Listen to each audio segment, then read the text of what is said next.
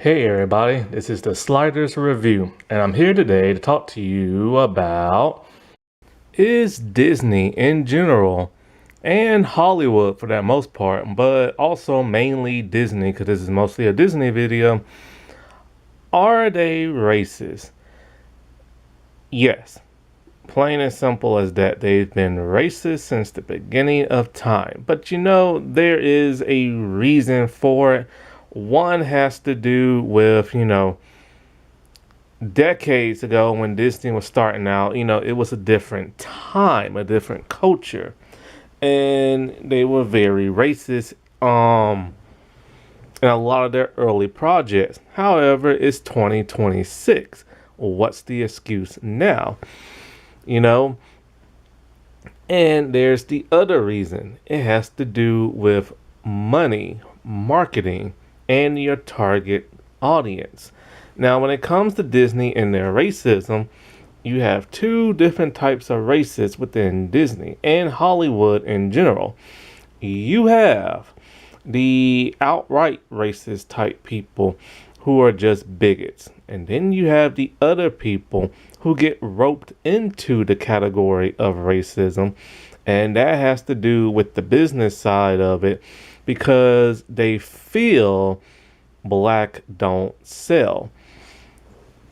And so I'm going to go through like a couple of examples of not only Disney, but just Hollywood in general of blatant racism because of the double standard they give black people, and not just black people, any person of color or LGBT.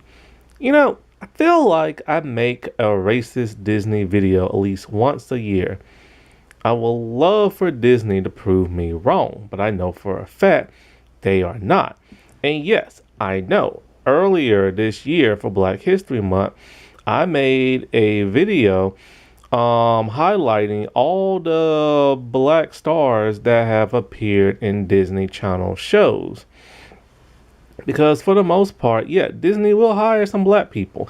And just like I said before in that video, in the earlier 2000s, those black characters were either horrible people or something not to be fond of and look up to.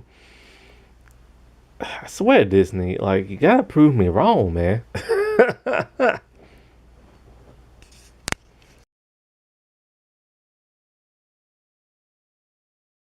I said a couple of weeks ago I was going to make a video about what's been going on in the MCU, Marvel, and Disney when it comes to that of black-lit projects with the whole Blade and Wonder Man and so on. And here's that video now. I had to wait because I had to gather some information. New details have come out. And I've been binging a couple of shows, and my subscription is almost up. So I had to wait on this.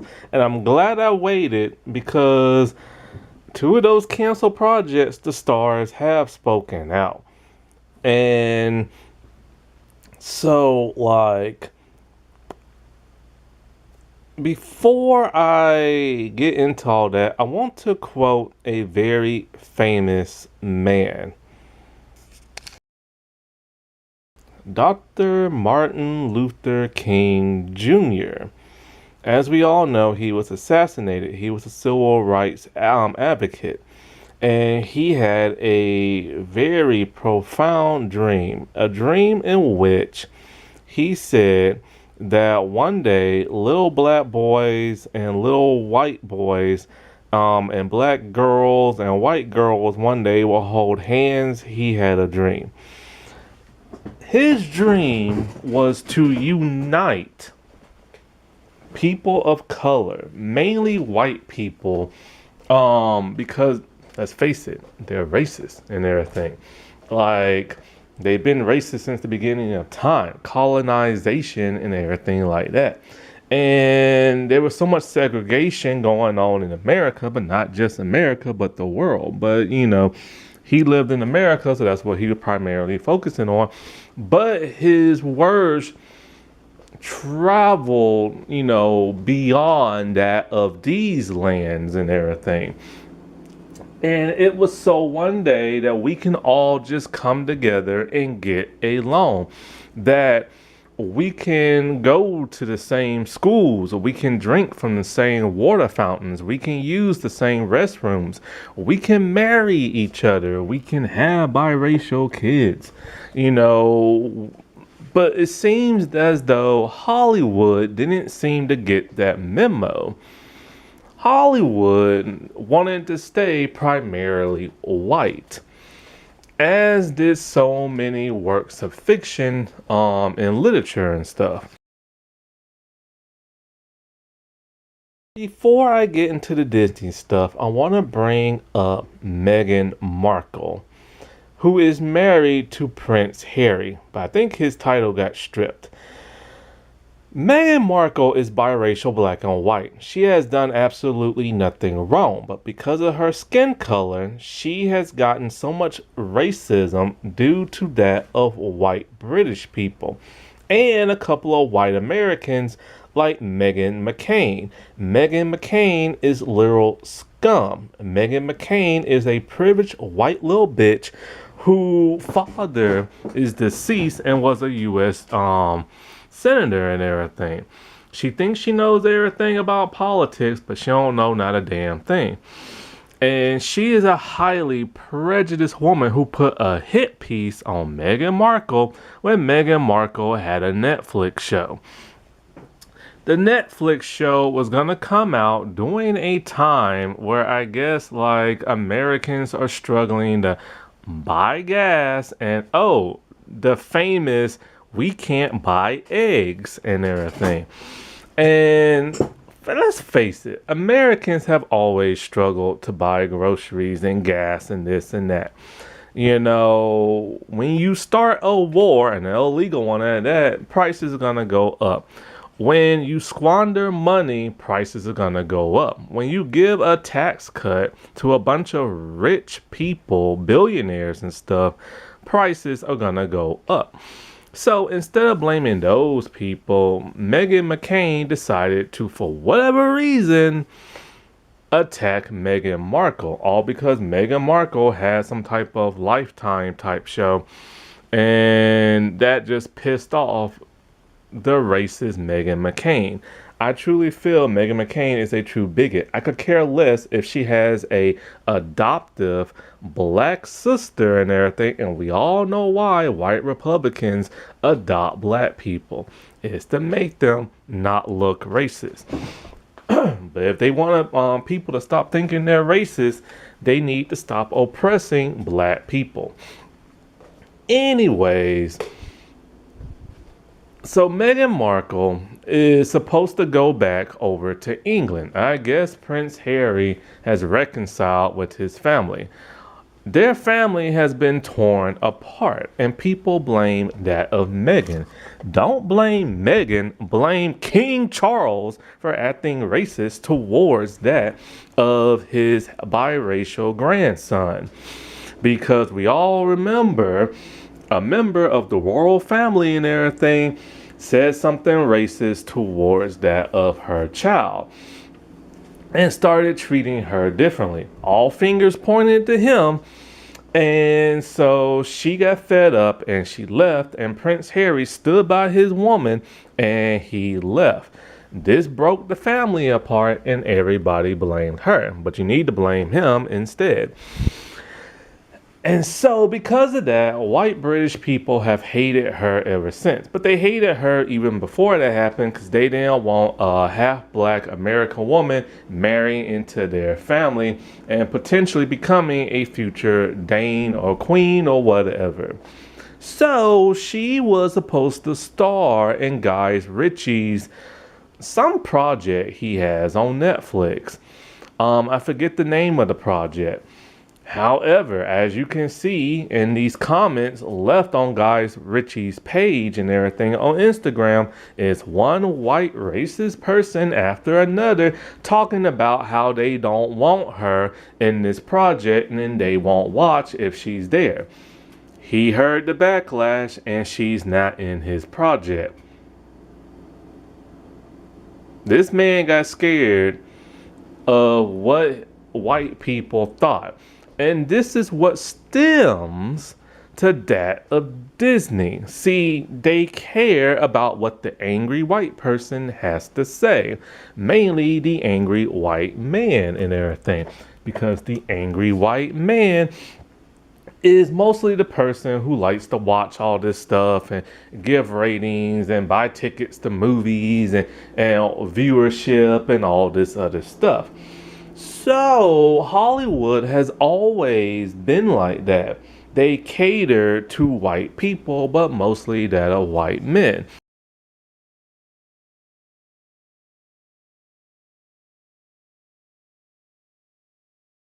In the 1960s, when Star Trek the original series started, producers and networks cared about what the almighty white man thought about.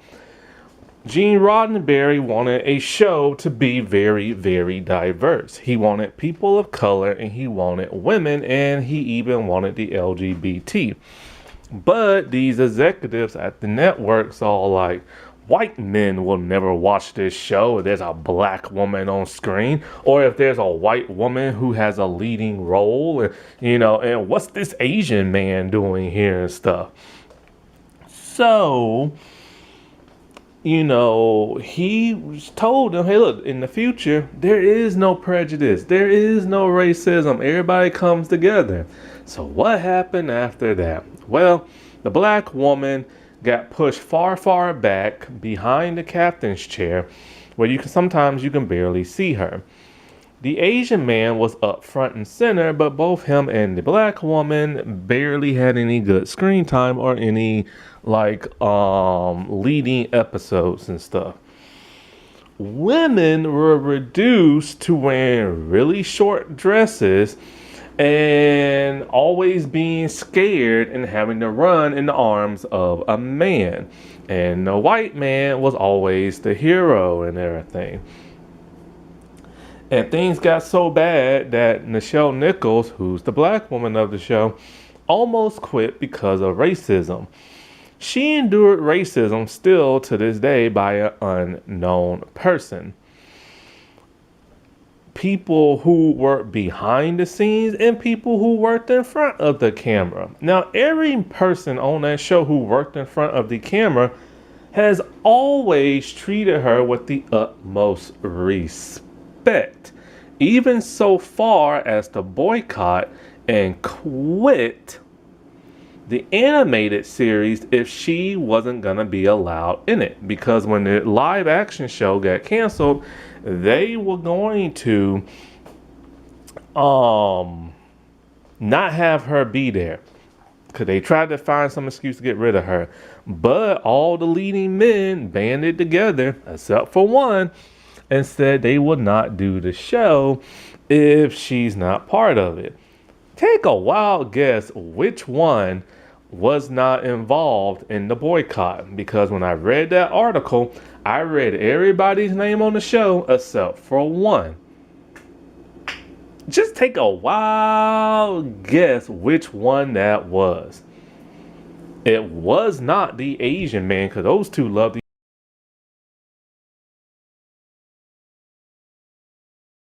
John Wick was an amazing film series that starred Keanu Reeves. And he's half Japanese, in case you didn't know. So when they decided to make a spin-off and everything, were they gonna spin it off on one of the characters in the movie who was a person of color? Like the two Asian men, or Holly Berry, who's half black, who were phenomenal in that movies and show who they used to be? No, they spun it off from a white character that never appeared, and it bombed. They could have went with a person of color, but they didn't. See, here's the thing about white Hollywood, is that people of color are an experiment to them. Whether or not, if their projects can succeed, will they back the money to make more projects? In fact, there's an article that was put out that literally said that things like Wonder Man and Blade were literally an experiment with the MCU. And we have now seen what happens when those experiments, either don't meet a certain viewership or make a certain person happy, they tend to get canceled. But these experiments normally only come with diverse people. And it's not just black, it's Latinos, it's Asian, and it's LGBT, and at times it is women. I mean, Shang-Chi came out a couple of years ago. Where is the sequel to that? That movie was amazing and it made a lot of money. But yet, where is the sequel and everything? He has briefly appeared in cameo projects inside the MCU, but that's about it. And it's because he's not white. Just like a lot of these other people of color projects that they do at Marvel Disney, but they have no intention of doing.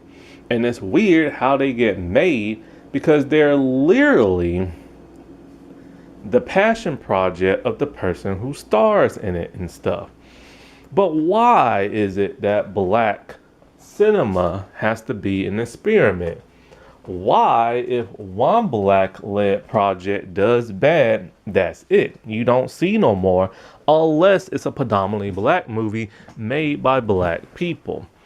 And that's because black people are held to a different standard than their white co-stars or white co-workers and stuff.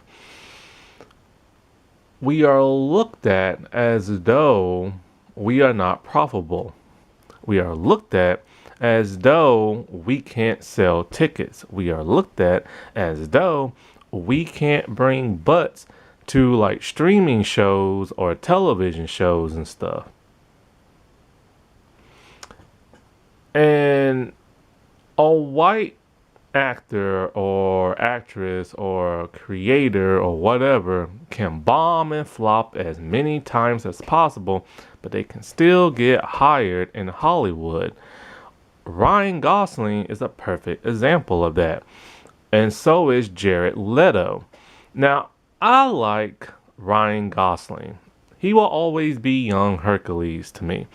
But, Goosebumps, Young Hercules, and the Barbie movie are really the only thing I have ever seen that man in. So I don't know how his acting is outside of that.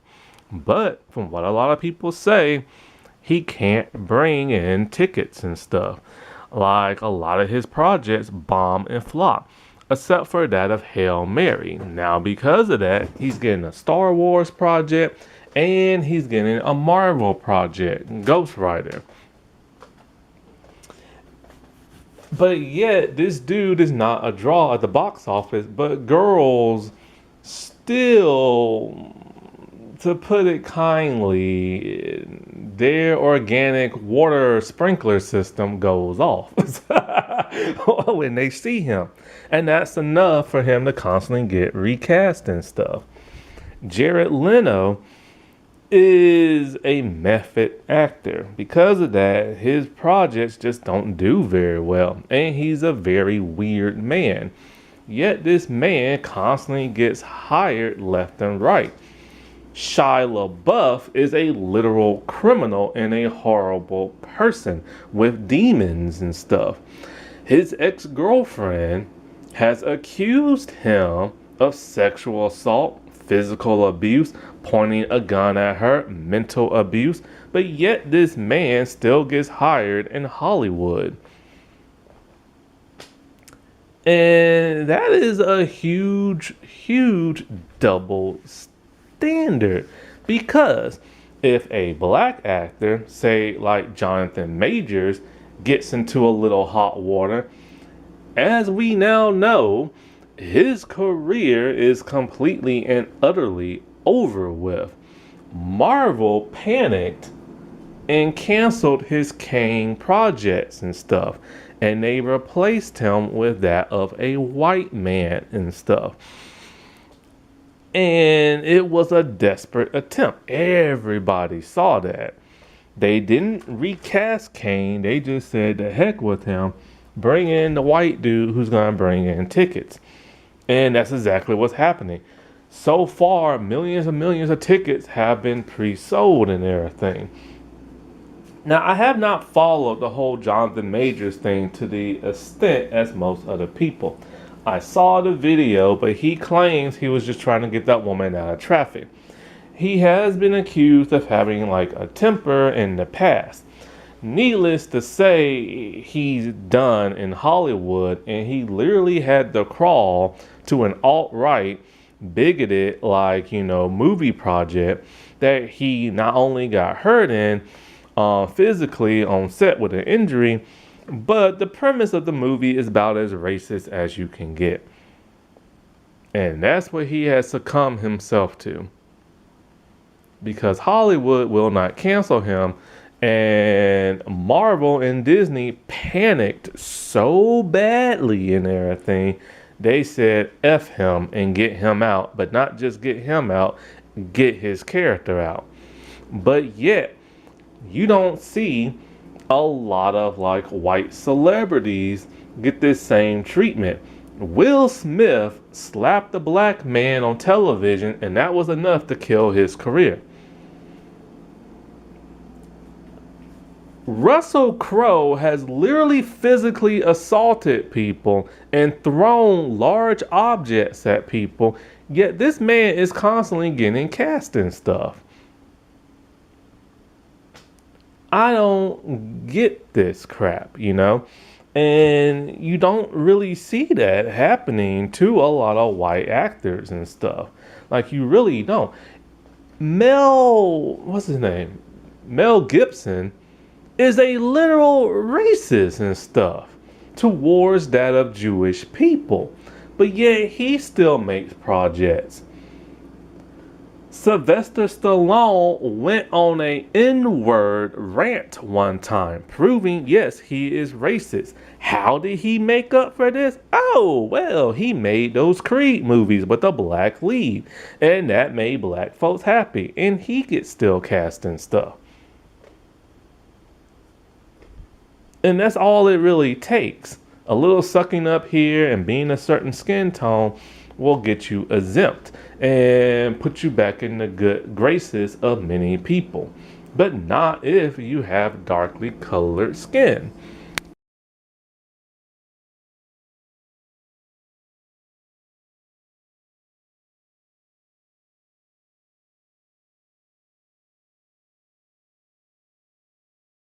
Nina Acosta and I can't remember who's the Wonder Woman director lady. Patty Jenkins. Both are two women directors, and a lot of people used to really love their older projects. They fumbled with two of their superhero movies, Wonder Woman 84 and The Marvels. And what happened? They both got placed in director's jail, and rightfully so. If you screw up as a director, you deserve to get placed in director's jail. However, I've noticed something when it comes to Hollywood. If a diverse person gets stuck in director's jail, they're pretty much stuck there for the rest of their life until the day they die. But there have been multiple white male straight directors that have made flop after flop, and yet they still get movies. And even if they get placed in director's jail, they get out very quickly, or they never go there to begin with. Joel Schumacher made two Batman movies, Batman Forever and Batman and Robin. Batman and Robin was so horrible, he got placed in director's jail and literally died there. No studio trusted him with a major project to where he had to make smaller stuff. Now, what is so special about Joel Schumacher and everything? He's gay. Well, was gay because he sadly passed away. May he rest in peace. And because he was an openly gay man. Sorry, my camera died. Anyway, Because he was an openly gay man, Hollywood just did not trust him no more with like bigger projects and stuff. And they only gave him smaller ones.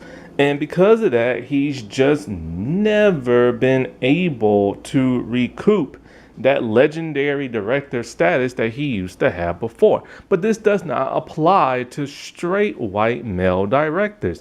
They can make flop after flop and box office bomb after another, and yet somehow they still get hired and stuff. Haley Bailey, I think that's her name, or Holly Bailey, the actress who was the Black Little Mermaid, because we all know she got dumped on big time for being black and playing Ariel. It was a whole thing back in the day. Now, I'm not going to get into that, but she was in a recent rom-com movie. I forget the name of it, but I think it had the name Tucson in it. Anyways, I saw the trailer for it when I went to the movies one time, and honestly, the trailer did not impress me. The performances felt flat. They felt uninspired. I didn't care for a love movie, so I never saw it, right? And so apparently, the buzz around Hollywood is this movie, if it doesn't do well, it's going to set the standard in Hollywood if they move forward with newer black projects.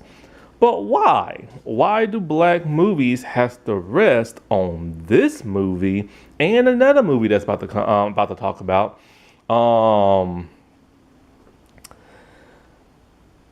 For black projects to get made. Why is that? I don't understand. Who in Hollywood said that these are the two ipso facto movies that are going to determine black cinema? And of course, the movie with the Black Little Mermaid girl bombed at the box office.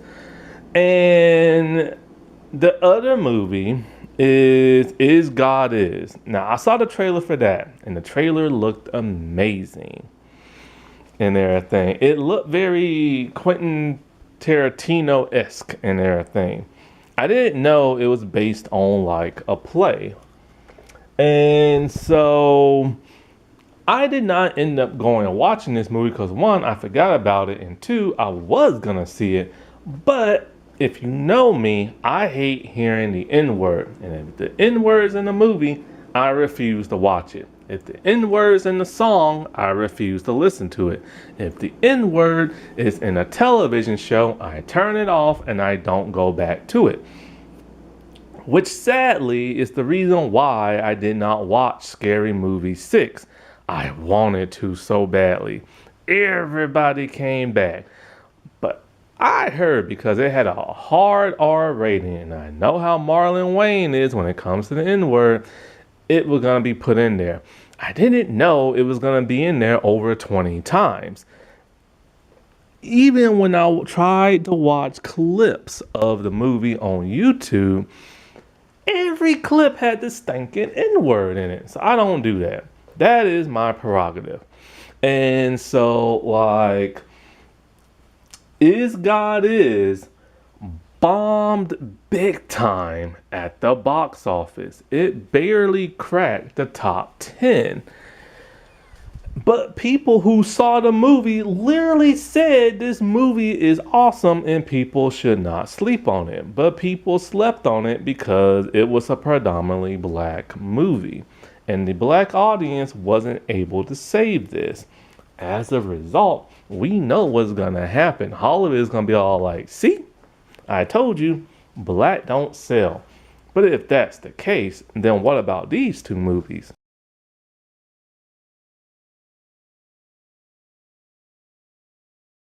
Black Panther and Sinners, that proved that black does sell, making billions with a B dollars and everything. I guess in Hollywood's mind, these movies were flukes and everything. But that Tucson and that Is God Is must have been the true black movies to prove that if a person is gonna watch a black revenge movie or that of a black love movie, And, there have been tons of white revenge movies, and those always do well. But then there's some that don't. And the ones that don't, you never hear nobody complain about. But it's always the black ones they want to complain about. And this is the standard that Hollywood has set. They have listened to the minds of the ignorant to propel them into not pushing black projects forward. And the thing is like, if most people have never heard of that one with the Black Little Mermaid or the Is God Is, then people aren't going to watch if they never heard of it. And where was the promotion for these movies and stuff? I barely saw any. Yes, I saw the trailers at the movie theater, but I don't really watch broadcast television that much no more, so I don't know if the trailers ever came out for it. But I do watch a lot of stuff on streaming, and I refuse to pay a high price, so I have ads. Guess what? I don't recall seeing these trailers in the ads and everything. I don't recall seeing these trailers on YouTube and everything, like in the ads and stuff like that, or being recommended to me. Where were they? Easy. Because they're black lit, they got pushed to the side and shuffled far, far down at the bottom. Now that I've given a couple examples of projects outside of Disney, let's talk about the mouse. So, Disney.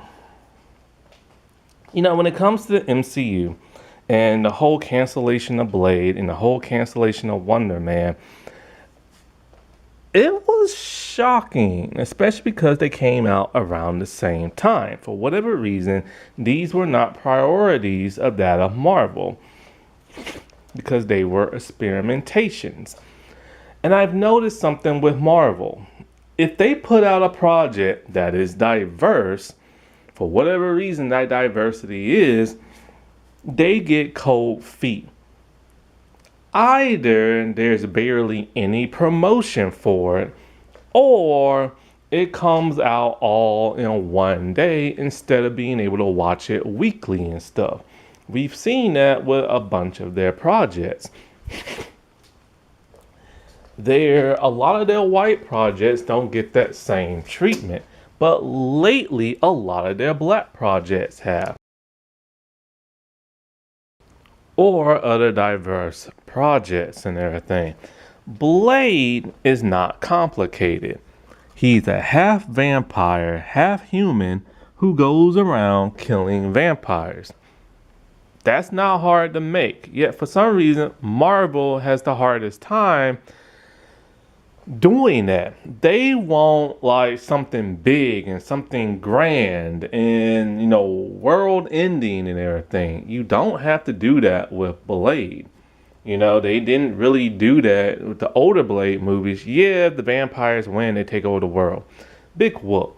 But they want like lasers in the skies and portals and world hopping and and stuff like that. But it doesn't have to be that way. And, and to be fair, yes, Mahershala Ali, he kept turning down script after script because he said it just wasn't good enough. What those scripts were like, we don't truly know. We do have a little bit of a hint, and I don't blame him. If it's supposed to be a Blade movie, why did they try to introduce a daughter in the movie, like his daughter? Introduce the character first before you introduce him and his daughter. Then what did they do? They pivoted and they brought in Mia Goth, who is a character. I think she was going to play a character from the comics and team up with Blade. Why does he need a team up movie? And why does he need a white female co-lead and everything? It's because in projects that are diverse, they feel like they're not going to do well, so they will give them a white co-lead. This happens a lot with DC animation. They want to make a Supergirl movie. they've never made a solo Supergirl movie in animation. They've always shoehorned Superman in there, or members of the Justice League, or the Legion of Superheroes and stuff.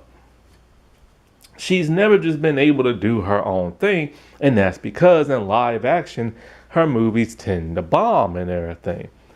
And that is the way it is with a lot of black-led projects. They will give them a white co-lead.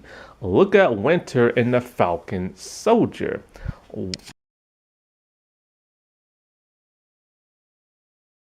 It was a buddy cop like show and everything, where Falcon was training to be that of the new Captain America. And oh look, Bucky just happens to be in this show and everything. And you know, those two are always paired in the Civil War movie and stuff. And both of them have become Captain America in the comics. But why couldn't Anthony Mackie just lead his own project? You know what I'm saying? Like, why did they need him? And why did they need John Walker, who's another like Captain America type person in the comics, who's US agent? And John Walker, just like in the comic, was the bad guy in the show. But oh look, they redeemed him, and now he's part of the new Avengers Thunderbolt thing. They added these two characters because they felt, oh, you know what? Do you think a black man can lead his own show and be the new Captain America? Well, if you listen to the discourse of him becoming Captain America and people talking about Captain America isn't black, Steve Rogers is Captain America. And if we can't get Steve Rogers, then we should have Bucky as like Captain America. But why Bucky? Bucky was a brainwashed villain and everything in the MCU who later got redeemed. Why do you want him to be Captain America? Why not Sam Wilson, who's been a hero this whole time and doesn't do anything bad? It's because of racism and everything. And we saw what happened in the fourth Captain America movie. It's a black-led movie with a predominantly white cast for the most part. And even though Sam Wilson is Captain America and he didn't feel like the lead of the movie did not revolve around him. It revolved around a white character. A white character who was killed off in the movie. Why couldn't this black man, who's a black superhero, lead that of his movie? Why couldn't we see something from the comics pulled from a storyline from that of Sam Wilson like comics and stuff? How in the world did they fumble this and they put it out in February for Black History Month? And now Chris Evans has returned as Steve Rogers for the Doomsday movie. Not Captain America, but he so far is just Steve Rogers. Because they're panicking and everything. But when their white superheroes fumble, you don't see them panicking.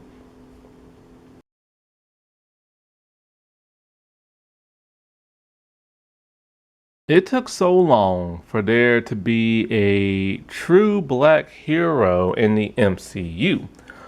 Rhodey War Machine wasn't quite a hero yet. He was just a sidekick to that of Iron Man. The first real true like black superhero who wasn't a sidekick in the MCU was that of like Black Panther. Because remember, Falcon started off as a sidekick in the Winter Soldier movie and stuff. So Black Panther, you know, he appeared in the Civil War movie. And boy, it was so good to finally see that man on live action and stuff. Something Marvel tried to bring to life years ago with Wesley Snipes, but instead they gave him Blade. And so Black Panther almost didn't happen. It was Ryan Coogler, the director, who went to Kevin Feige and be like, hey, I want to make a Black Panther movie. Kevin Feige, for whatever reason, wasn't thinking of Black Panther. But how could you not? He's one of the most famous superheroes in Marvel's history. And he's one of the most famous black superheroes there is. He has ties to the Avengers. He has ties to Captain America.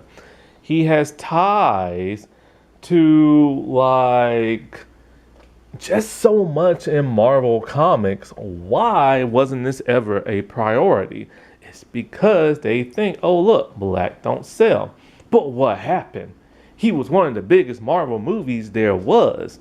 Even when white people online lied and tried to stop that momentum, saying that black people didn't want them going to the movie theaters and stuff. And how did Marvel repay them?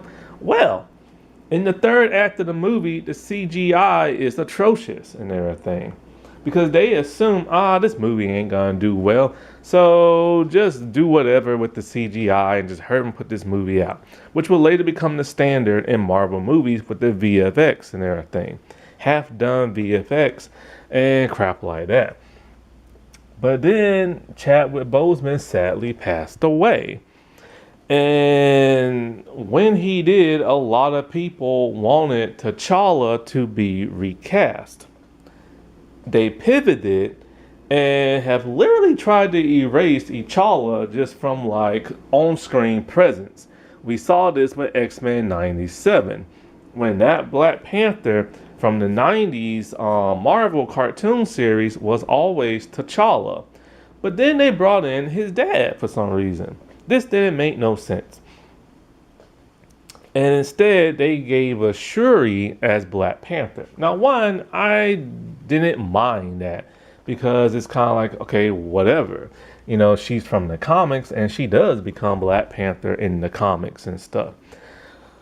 But the actress pissed people off doing COVID, lying about COVID, lying about the vaccine and everything so much that she got chased away off of social media and everything. And reportedly, she was difficult to work with for the second Black Panther movie. So one of the actors literally said she was difficult on set. This created buzz, and next thing you know, right before the movie came out, that same actor changed his statement, said, oh no, she wasn't difficult on set, but the damage was already done. The movie didn't do as well as the first, and in my opinion, it was not written that well. And I truly believe with all the backlash that actress was getting and everything, at some point in time in the movie, they wrote it to where T'Challa Jr. would be the new Black Panther, and Shuri was uncertain if she wanted to continue as the Black Panther. And I truly believe that because of internet buzz. And then what happened? Now Marvel at D23 has announced that Black Panther 3 will have an adult T'Challa Jr. But how did he grow so fast? And the actress who plays Shuri, she seemed very shocked and surprised she got replaced as Black Panther. And she even stated as much that she didn't see it coming and everything. And so, and speaking of Black Panther, when the actor passed away, many people wanted the role to be recast. Marvel didn't want to because they said it was a tragic death. But then let's go back to that fourth Captain America movie. Remember how I said the character revolved around a white character? Well, the actor who originally played that passed away. Marvel decided, hey, let's recast this small minor role and make him the focal point of this new movie. They can recast for white characters, but they can't do the same for that of like black characters because there is a double standard.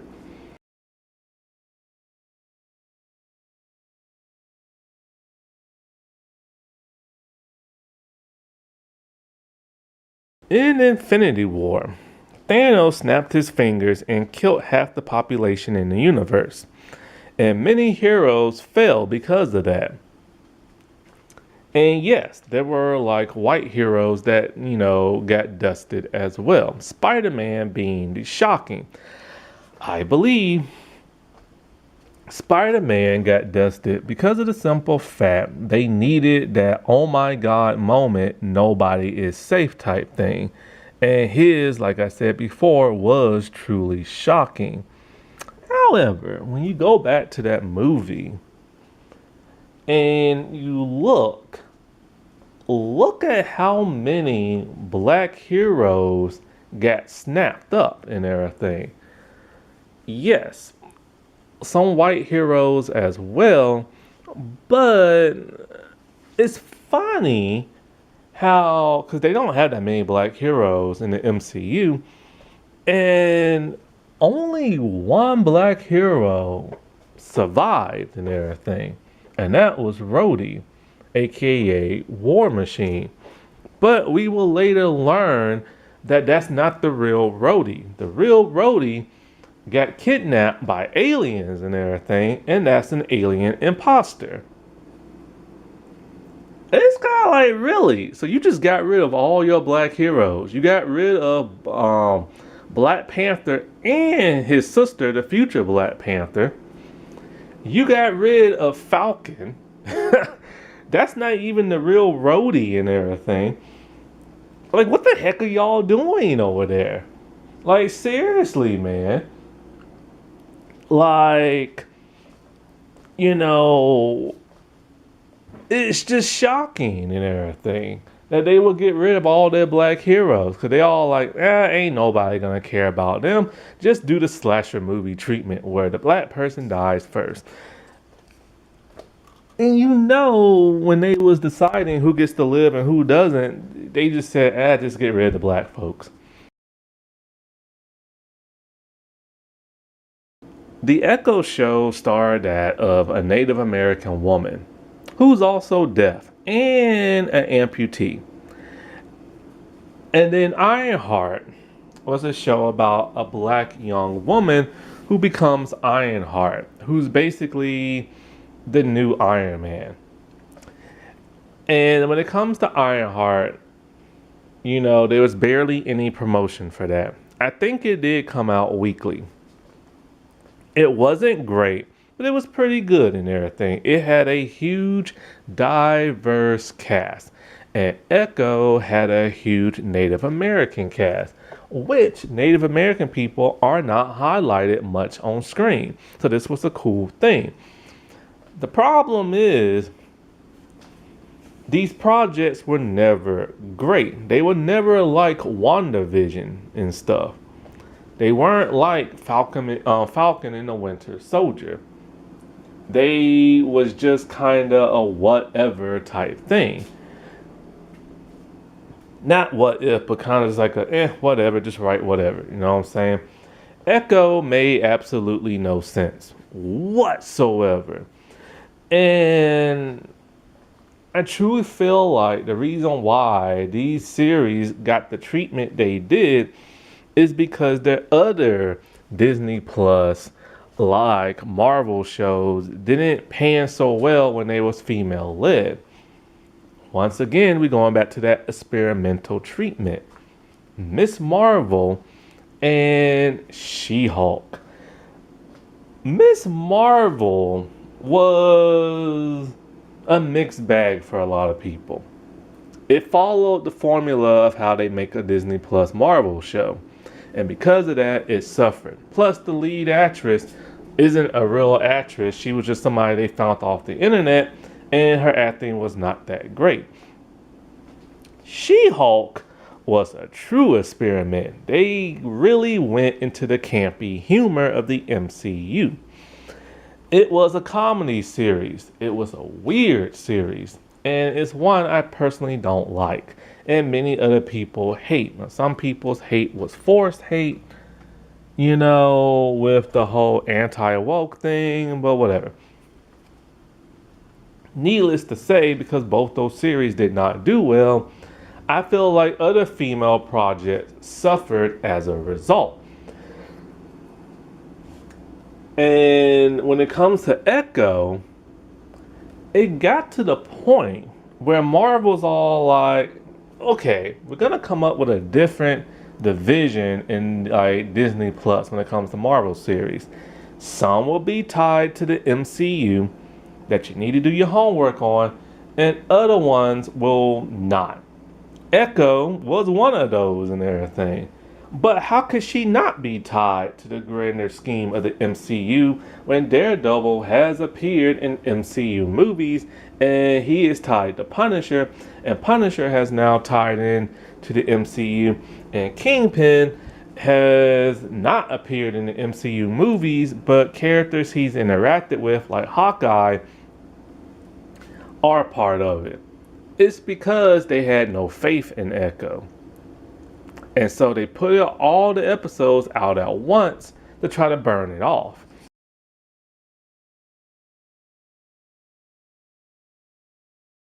I've noticed when it comes to the MCU Disney Plus series that are white led, they put more effort and care into those projects. Whether it's a white lead or like a white co-lead and everything. But when it comes to the diverse shows, they don't put that much effort into the writing and stuff. Kevin Feige made a huge bold move when he brought Daredevil over to the MCU. Daredevil Reborn, the first season was mixed because the original writers and showrunners and stuff did a horrible job 4 episodes in. It got to the point where he fired all of those writers and stuff and brought in new people. And you can tell when some episodes are like, written by completely different people who were not part of like that MCU formula originally for the Reborn series. So, Kevin Feige, when he sees something is going bad, he's willing to put his foot forward and make a bold boss type move. But why is it when it's white projects but never the diverse ones and stuff? Why did She-Hulk and Miss Marvel and like Wonder Man and like and Secret Invasion, why were those left to get like, crucified and everything?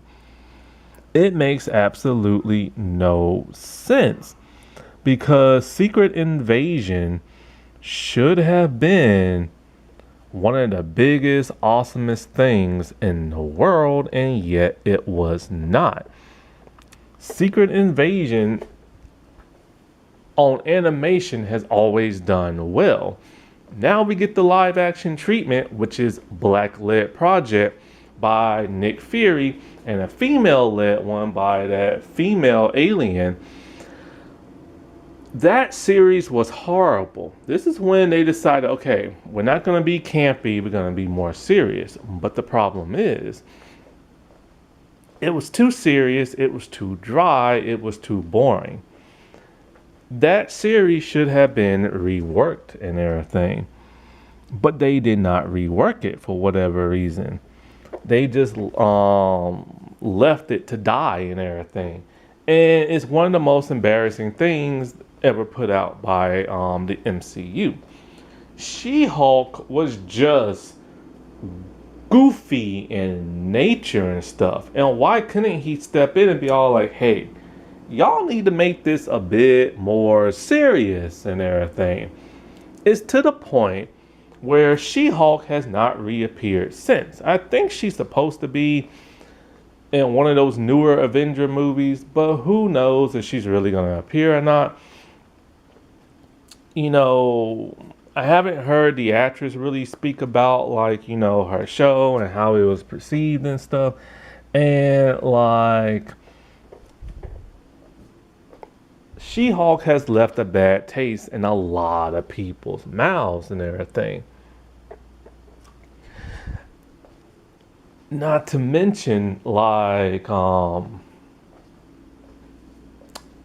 whatchamacallit, that Secret Invasion, that alien woman, she now has all the powers of so many superheroes. She's technically the strongest person there is in Marvel.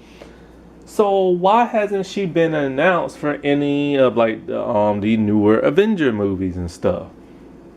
It's because she was not well received. So they just said screw her.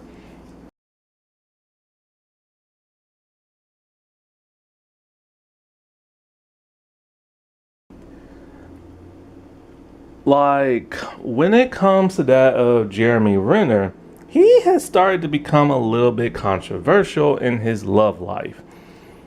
His wife has accused him of stuff, and then there's that Asian woman he dated who she said he threatened to call ICE on. That's just crazy. Anyway, this dude has always been, character of Hawkeye has always been one of the most boring Avengers there is, but they constantly kept bringing him back. Every time they would try to write him off and say, oh, he wants to be with his family, they keep bringing him back. They brought him back for, like, you know, the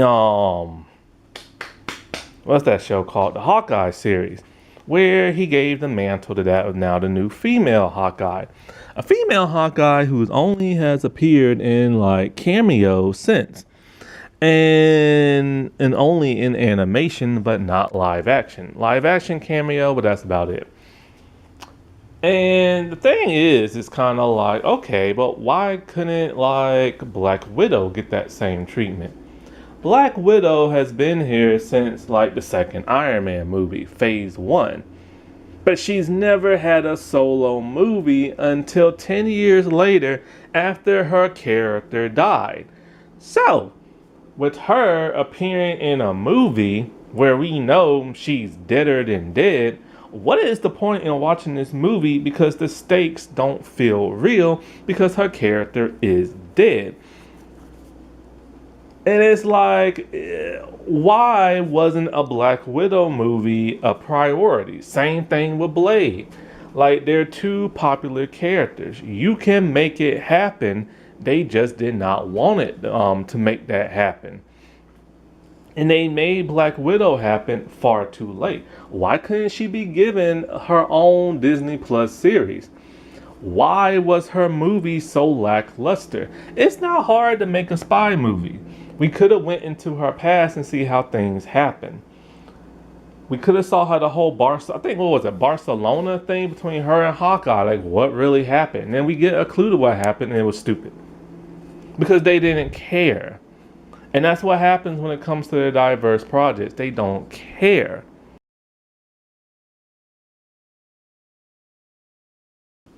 It's so bad that now Mahershala Ali and Yahya has spoken out about this. Mahershala's all like, look, I'm done. You know, y'all have wasted my time and everything. He has lost projects because of this. Because he's been under contract with Marvel and stuff.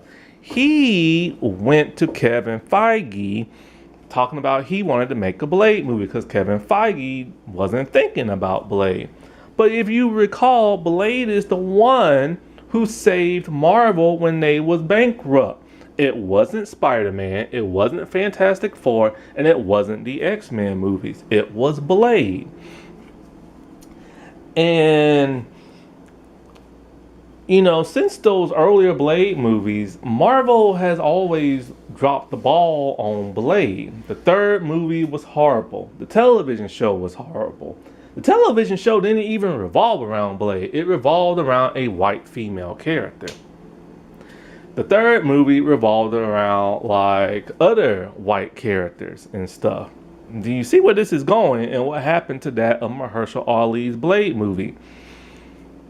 You know, I bet you anything, Mia Goth, the movie would have probably revolved around her, or she would have had such a massive role, it would have outshined his, just like Black Widow did in Iron Man 2. But like Mahershala, he just flat out shaded Marvel, and like he's done. Then Yaya came out and made a statement, and Yaya is still technically under contract, but that man did not care. He said what he said. And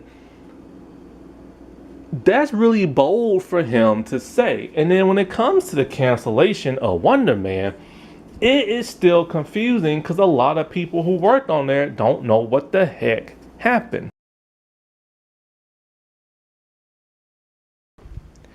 You know, the Wonder Man series, it was not my cup of tea, but a lot of other people liked it. The reason why I didn't like it, because I'm tired of all this humor and Marvel. I didn't want to watch a comedy. I wanted to watch a superhero show. But instead, it was a comedy, so I just didn't care for it. The acting was good and everything. They brought back that white Mandarin, which, yeah, remember white Mandarin who's supposed to be Asian, but they made him white, and then that was such a huge backlash. They had to bring in the actual Asian Mandarin and stuff. But anyways, the show got renewed for a second season. Then something happened, and then they canceled the show. But why? People have come out and said, like the person who created the show, who made Shang-Chi and made the Spider-Man Brand New Day. They say they haven't seen the viewership numbers. Maybe it came to that, but they don't know because they won't let them see it. But the dude who created the show and directed Spider-Man and Shang-Chi has literally said Kevin Feige loved the show. So if Kevin Feige loved the show, it must not have been him that canceled it.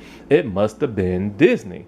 But why did Disney do that? Well, we do know there was some anti-woke backlash from the anti-woke mob because they race bent that Wonder Man.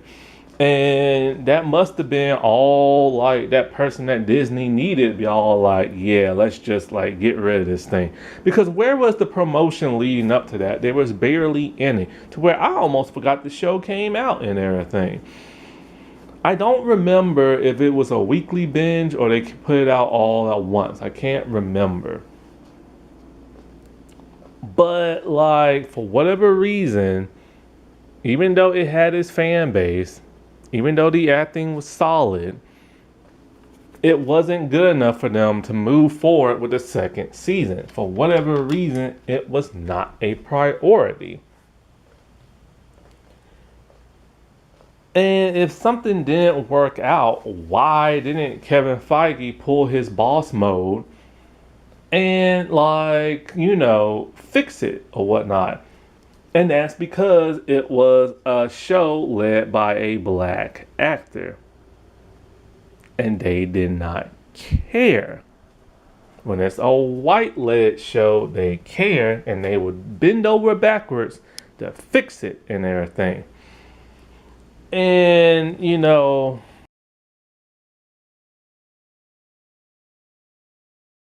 Vision Quest is coming out, which is now the trilogy in the that Wanda series that came out, WandaVision, that came out years ago. They came out with the Agatha show.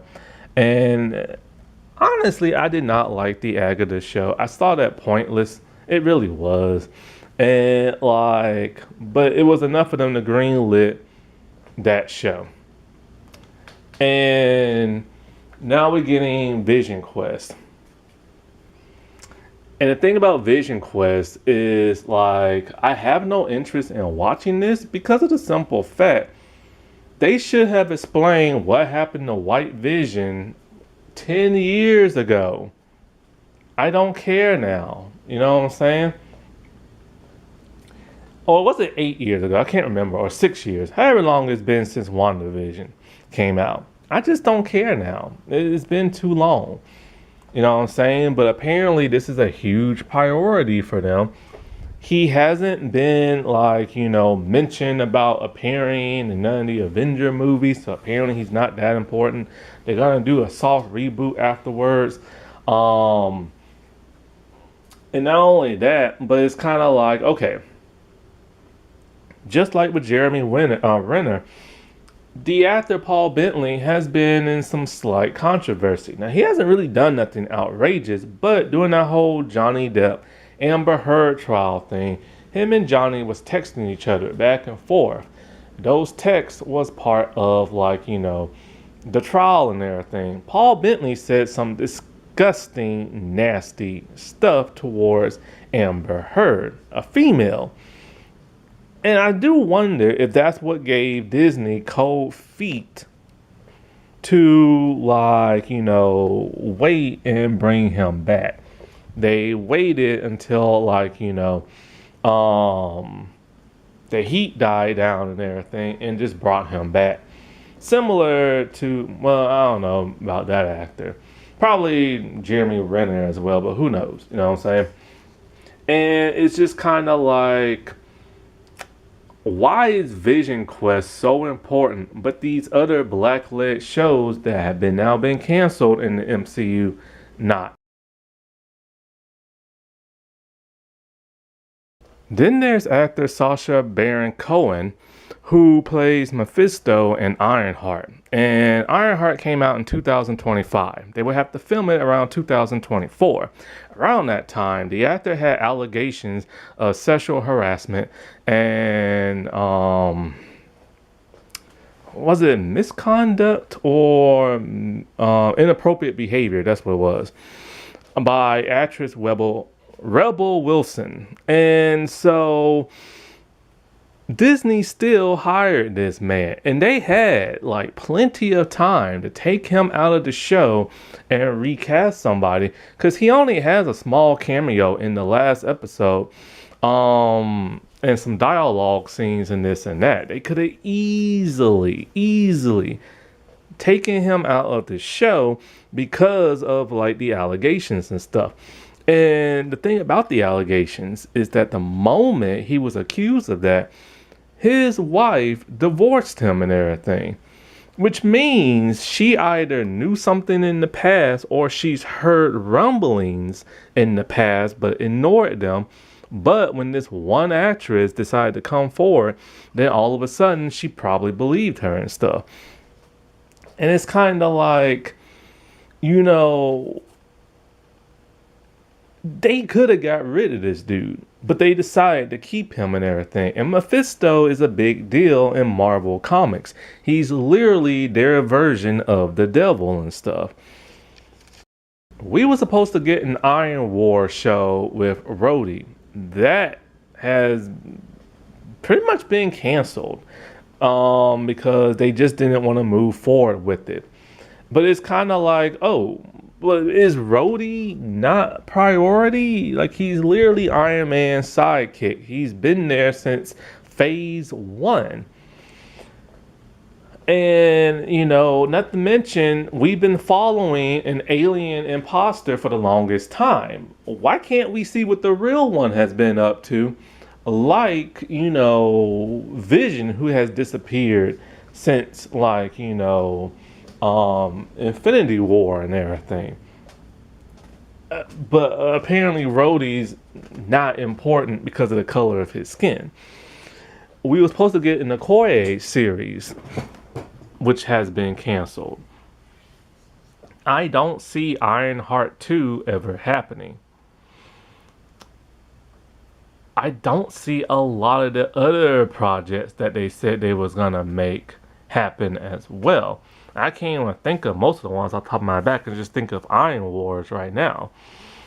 But it's there were so many black projects that Marvel was gonna make, but now all of a sudden they're not. Also, Ryan Coogler came out with some type of Wakanda animated series that barely got any promotion, and it all came out at once because they didn't believe in it. And if it comes out all at once, that tells you they don't believe in the project and they're trying to burn it off. For some reason, this studio thought that Thor: Love and Thunder was a huge priority and make it into a giant laugh fest. We didn't need 4 Thor movies, and we certainly didn't need 3 Ant-Man movies, which now one of the actresses is trying to get Ant-Man 4 up and running. But yet Blade is not a priority. But it's not just MCU Disney, it's even Star Wars, like The Acolyte. They came out with the Acolyte that had a black lead and a huge diverse cast of female, Asian, LGBT. And it was not a great series, but it wasn't that bad either. But because the almighty white man did not like this series, it got canceled and stuff. And the cast got crucified online, and Disney did nothing to support them. When it comes to Disney Channel, I've already stated, like, I think it was last year, because they're running out of live action projects. So many of their diverse shows that they had only lasted for either a season or two. A season or two. And what happened? Was there like low viewership or something like that? Was there behind the scenes drama or something? What caused the cancellation of a lot of these black-led shows, or like biracial, multicolored shows and stuff? Like the Saturdays was an all black-led show. And Omar Gooding said he has speculation as to why their show got canceled, but he won't say why. Look at Wizards Beyond Waverly Place. They did something so shocking in the third and final season that people are still pissed about. The main actress is like biracial. Her character, not the actress, but the character is half black, half Latina, half Italian.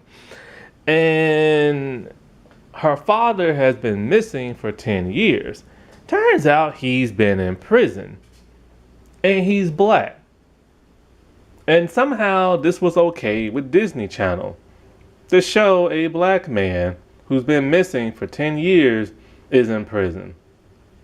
Now, the context behind this is because his father is evil, and he used to be evil, but now he's good. And their daughter is so powerful, she will destroy the world. So they've been trying to keep the father away from, like, the son and the granddaughter and stuff like that. The mother, who's half Italian and half Mexican, to make her not like interact with her daughter, same way with the father, they decided just to erase her memory. But they put the black man in prison. They couldn't erase his memory as well? No, somebody wrote that and wrote the most stereotypical thing for a black man to be in prison. Disney Channel's Jessie, which is one of my all-time favorite Disney Channel shows, every person was a stereotype in that show. You had Zuri, the black girl, who was the angry black girl who wanted to fight people, had an attitude, would shout at people, and would grift people for their money when she joined the bunk show. Then you had the Indian boy who was like the nerdy, smart, dorkish, like Indian character. You had the blonde girl who was like ditzy in the head and all about fashion. And Luke, they didn't even explain his race, but he's like half black in real life. And he was just, your typical gross, like, dumb, like boy and everything.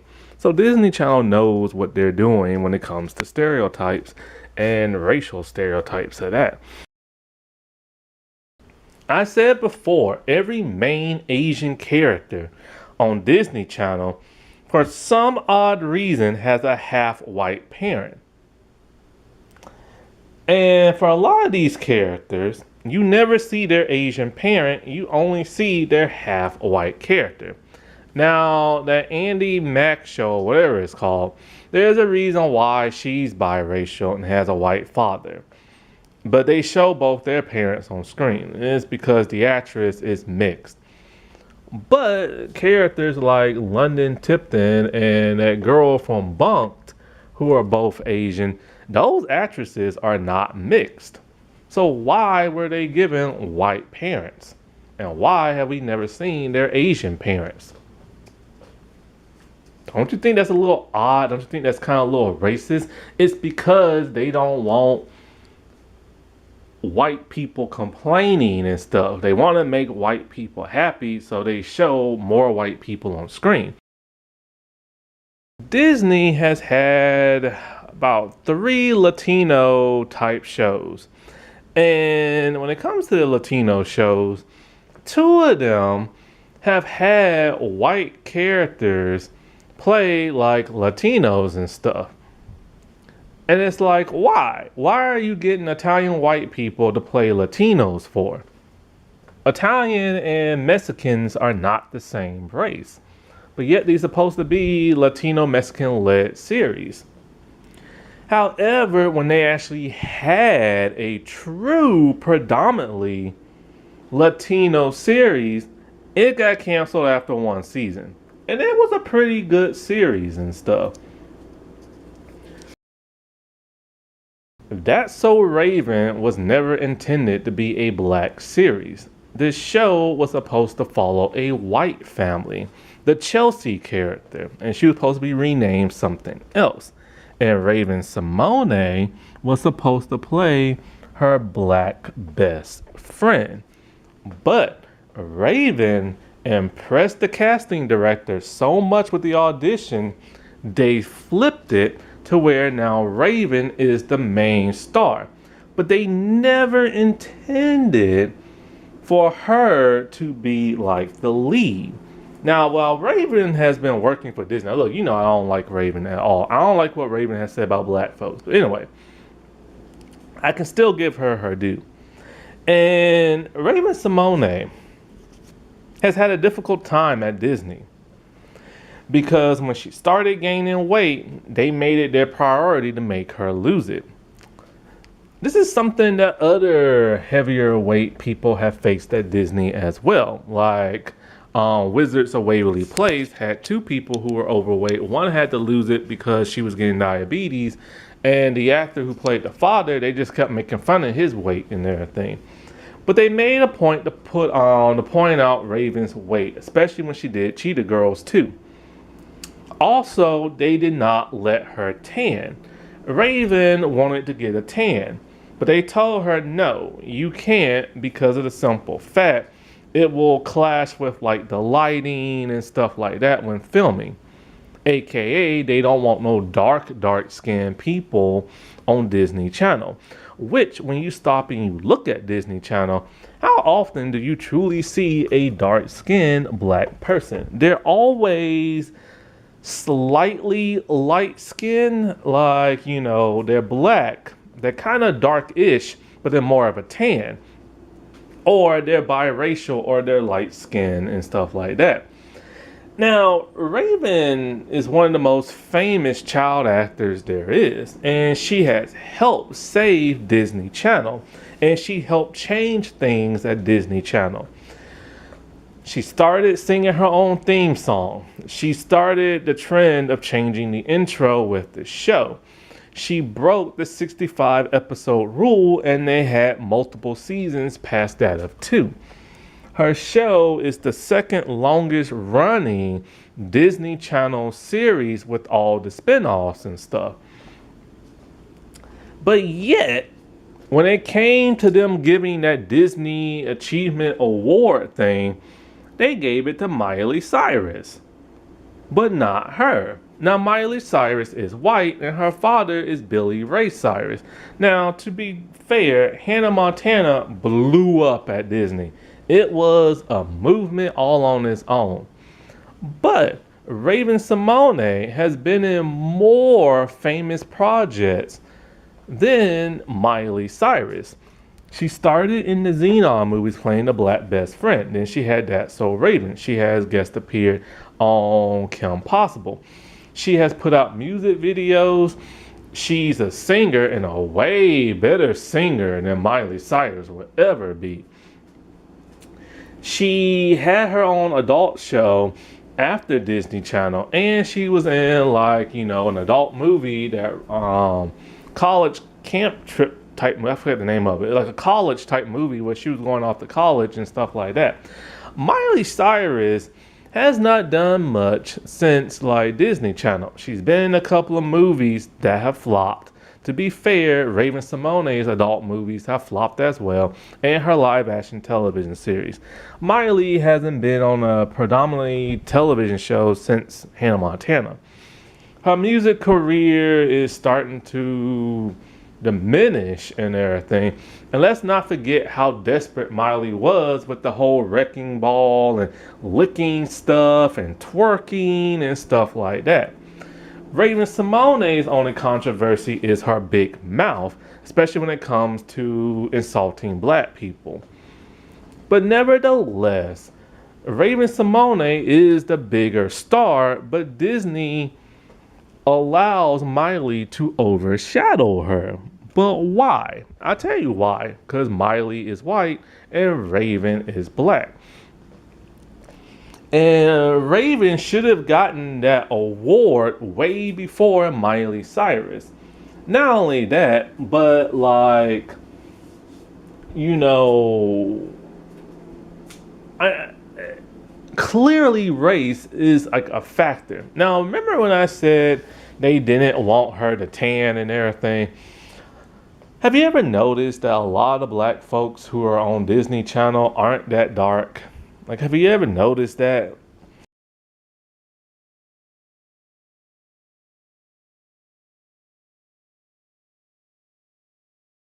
In their more recent shows, a lot of their black characters are biracial or just light skinned. Villains of Valley View had a biracial black character. Wizards Beyond Waverly Place had a biracial black character. The it was some freaky show. I forget the name of it, but it got canceled after one season. That was a biracial, light skinned, like cast and everything. Something else, that vampire show that's out right now. They have a light skinned cast. The new Cheetah Girl movies that's supposed to come out has like a mixed cast and everything. Not to mention the original Cheetah Girl movies supposed to show dark skinned black and black racial girls, biracial girls, but they went with the most light skinned people ever. Even their Descendant movies, which I've never like watched, but I really should. A lot of their newer ones don't have no dark skinned people. Like, whenever I look at this cast, I'm just like, what race are they? I can't tell. Because they look blended, they look mixed. And you can't just look at them at first glance and assume what race they are. And that's because Disney doesn't like putting a lot of dark-skinned people on screen, whether it be black, Latino, Hispanic, or whatever. And a lot of fans have pointed this out with the Descendants cast, because they're only going with the lighter shade of like people. And it's very apparent of what they're doing. They don't want to offend the eyes of white people and stuff.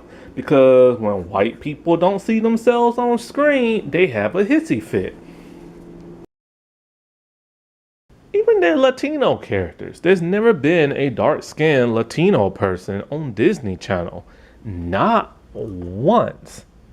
And like I told you before, most of them are played by white Italians and stuff. Or they're played by biracial, like Latinas and stuff. Demi Lovato, Selena Gomez, Jenna Ortega, they're all mixed. And those were their three, main Latino stars and stuff. Now, people like Jake T. Austin and that one dude who played Beans on Stuck in the Middle, they're more darkly skinned. But they're side characters who are part of the family, and they also play the dumb characters and stuff. Gee, I wonder why the dark-skinned people are played the dumb characters and stuff.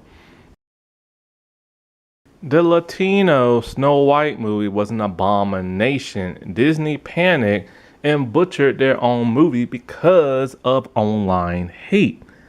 But did Beauty and the Beast get that same treatment? Did Cruella get that same treatment?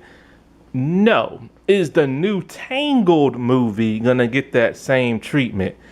No. But when it's a diverse project and things aren't right, they're just like, whatever, just put it out the pasture and everything. So, where is the Princess and Frog 2 animated movie at?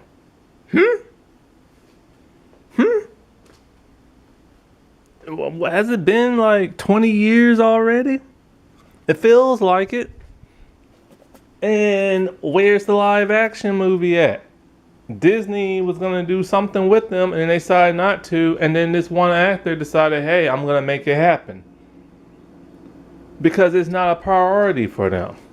They could care less. Even though the animated movie, was a huge hit. But they don't want little kids seeing a black princess in live action.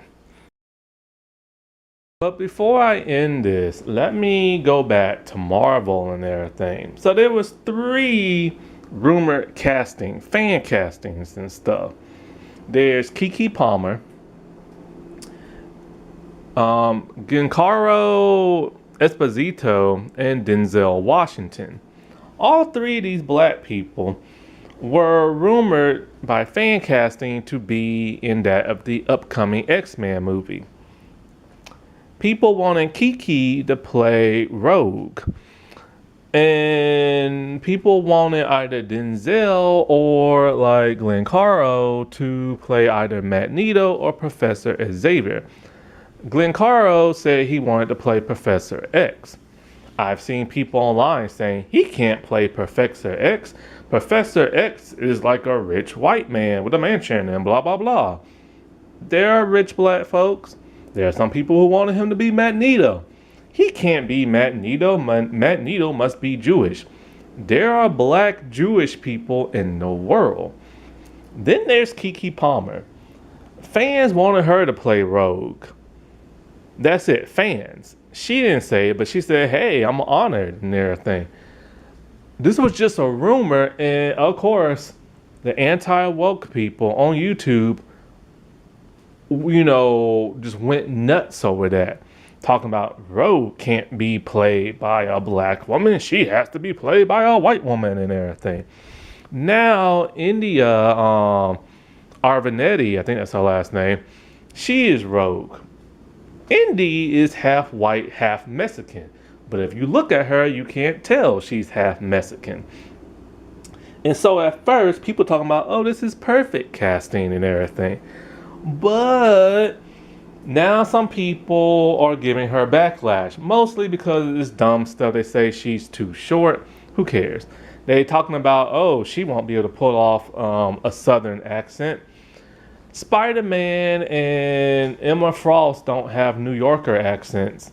So what does it really matter? But it matters because of animation. Because Rogue had a thick southern accent in the 90s series, people want to hear that. But in the other X-Men cartoon series, she didn't have a thick accent. But there are a few people who don't want Indy because she's half Mexican. But here's the thing. Where's the backlash to that? There was backlash when a black woman was fan casted to play Rogue, but when a half Mexican woman is about to play her, there's no backlash for that. And that's because she looks white. Speaking of looking white, have you noticed that Kevin Feige hasn't race bent none of the X-Men in the upcoming movies? Don't you think that's kind of odd? Because Marvel does tend to race bend here and there. And it's like,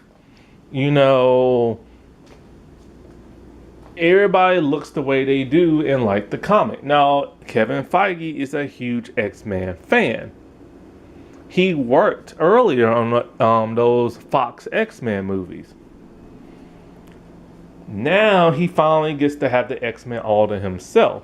and everybody looks exactly the way they do in the comics. Everybody in this movie is white. They didn't eat, and they want to be so comic accurate. Where is Jubilee? She's Asian. Why isn't she in this lineup? Why couldn't they bring in, like, oh, Storm, of course, is the only black person in this movie. I forgot about her. But that's the only person of color they brought in. They couldn't race bend somebody else. Glenn Carl literally said he wanted to play Professor Xavier. But guess what?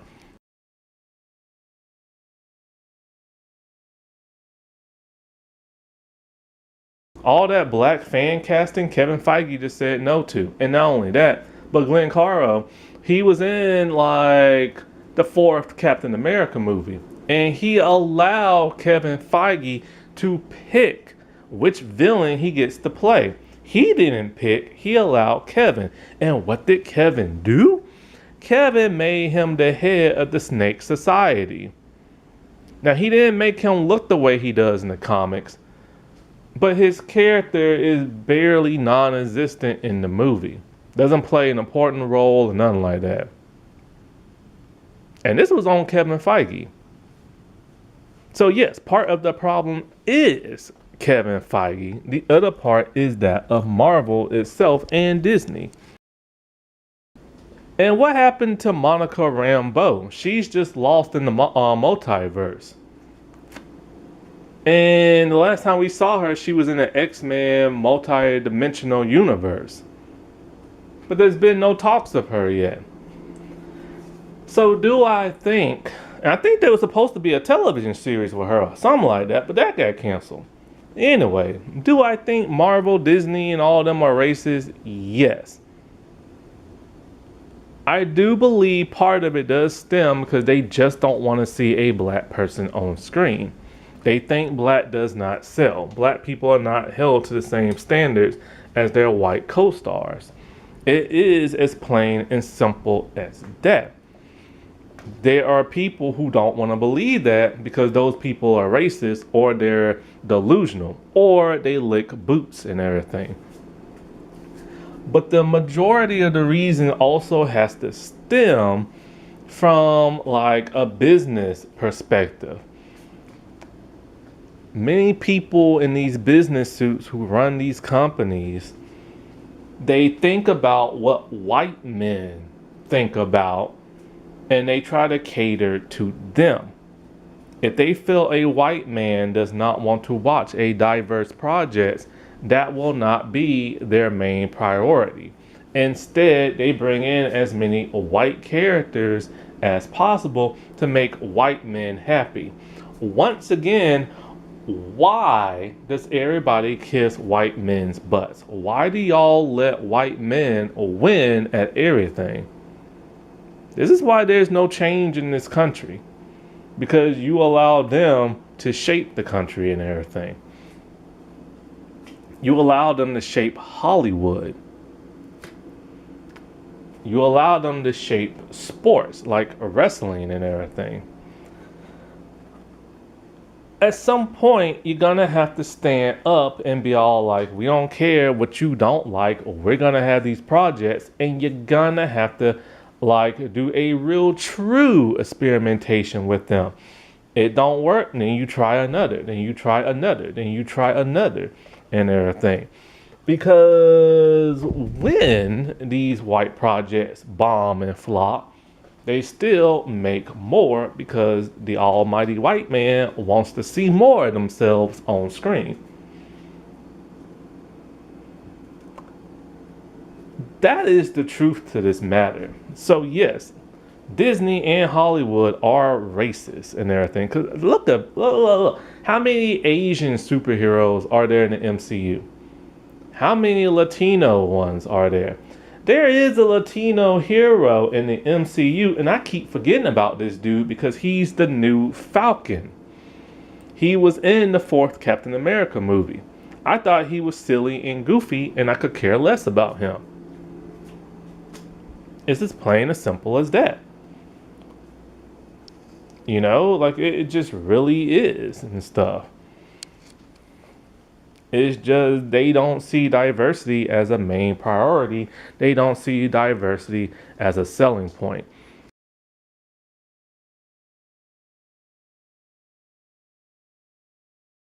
Alrighty, well, I'll talk to y'all later. Bye.